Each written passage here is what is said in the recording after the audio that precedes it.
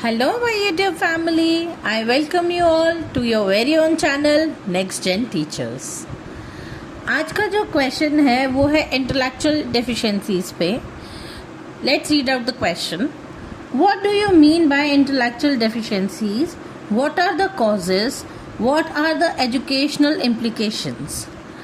आज हम इसके बारे में पढ़ेंगे कि इंटेलेक्चुअल डेफिशिएंसीज क्या होती हैं और उनकी एजुकेशनल इम्प्लीकेशंस क्या हैं, और उनके कॉजेज भी पढ़ेंगे कि क्या क्या प्रॉब्लम होती है, कैसे कैसे होता है ये। Let's get started. Intellectual deficiencies, they are also called intellectual disability और mental retardation, refer to below average intellectual functioning along with limitations in adaptive behavior such as communication, self-care, social skills and learning ability।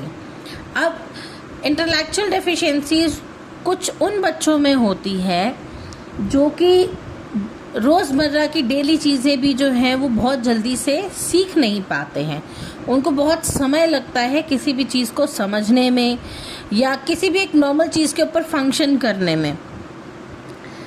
और ऐसे बच्चों के लिए जो है normal communication करना, self care, अपने लिए भी कुछ अगर काम करना चाहें तो भी, सोशल स्किल्स तो बहुत ही प्रॉब्लमेटिक होते हैं और लर्निंग एबिलिटीज़ भी।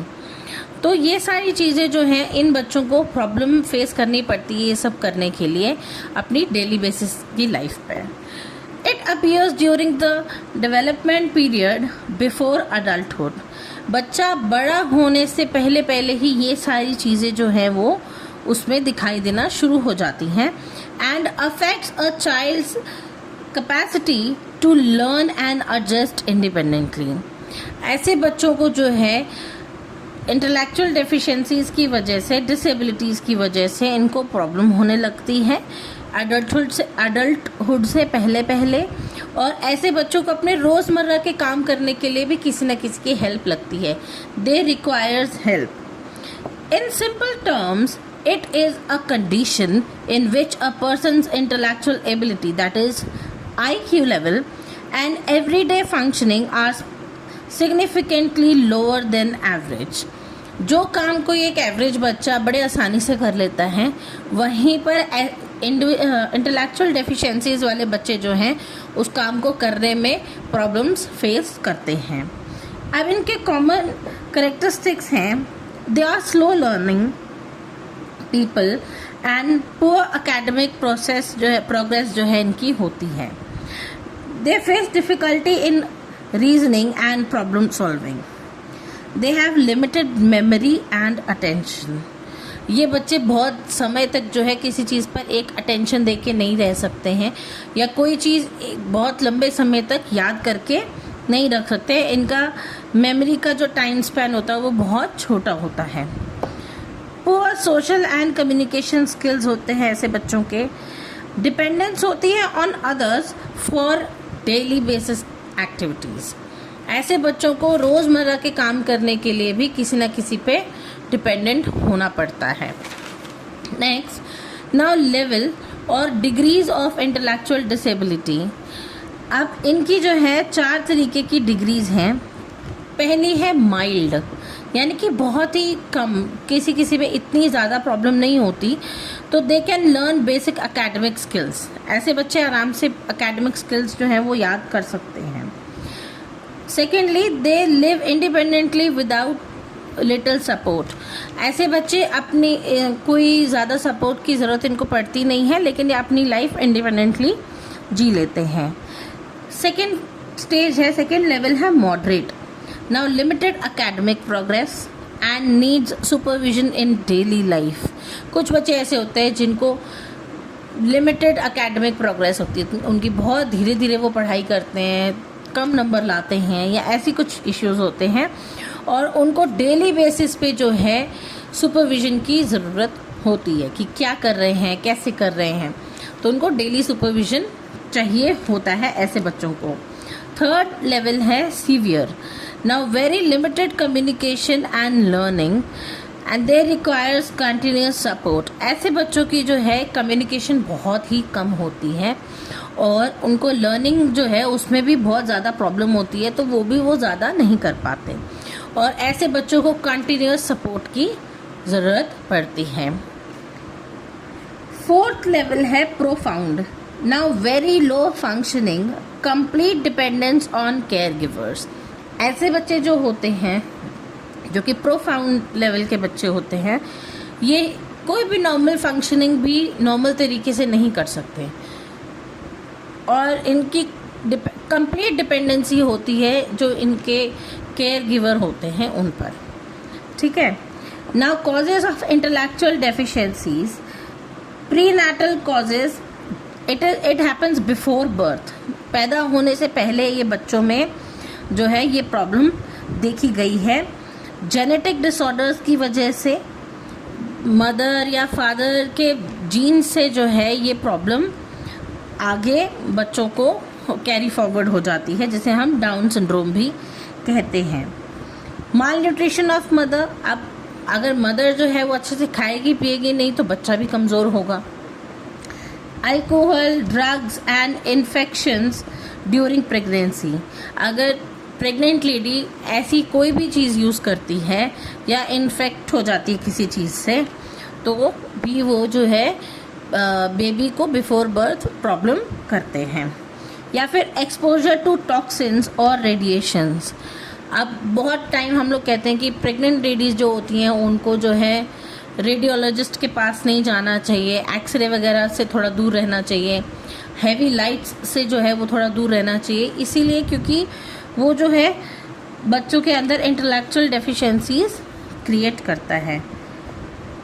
पेरीनेटल कॉजेज क्या करता है, ये होता है ड्यूरिंग बर्थ, जब बच्चा जन्म ले रहा होता है उस समय जो है ये सारी चीज़ें होती हैं।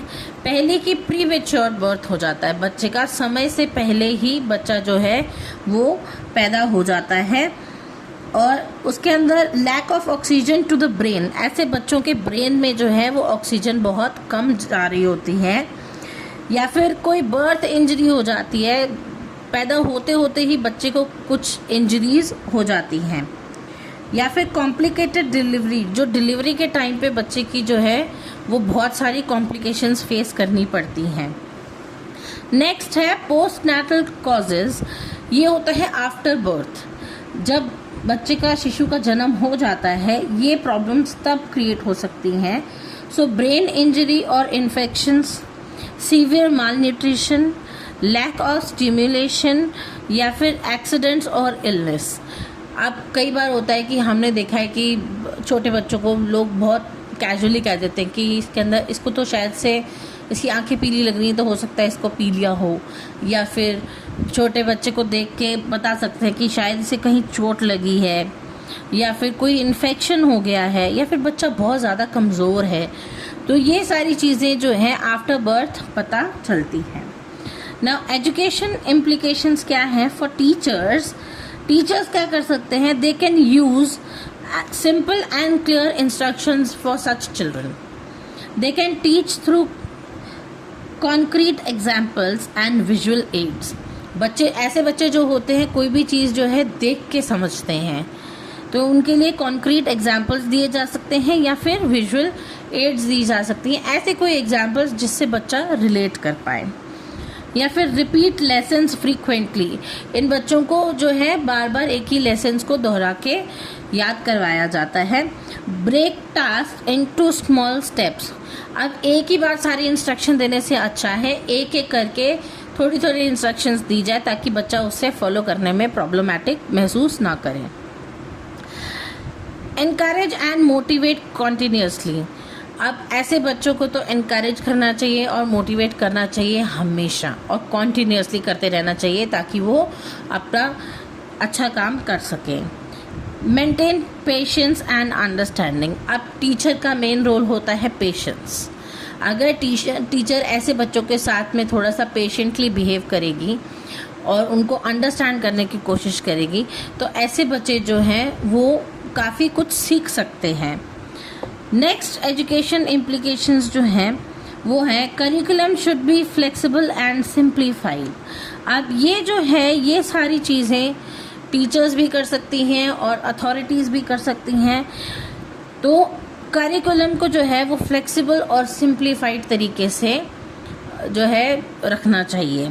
Focus on functional and life skills, ऐसे बच्चों को जो है फंक्शनल और लाइफ स्किल्स के ऊपर ट्रेनिंग देनी चाहिए। यूज़ स्पेशल एजुकेशन प्रोग्राम्स, ऐसे बच्चों के लिए स्पेशल एजुकेशन प्रोग्राम्स यूज़ करने चाहिए। उनको वोकेशनल ट्रेनिंग प्रोवाइड करनी चाहिए।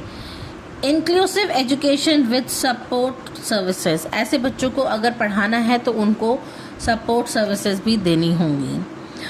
Cooperation between teachers, parents and specialists, अगर ये तीनों जने मिल करके आपस में अच्छी कोऑर्डिनेशन रखेंगे, कोऑपरेट करेंगे एक दूसरे के साथ में, तो ही जाके बच्चे की हेल्थ में बेटरमेंट नज़र आती है।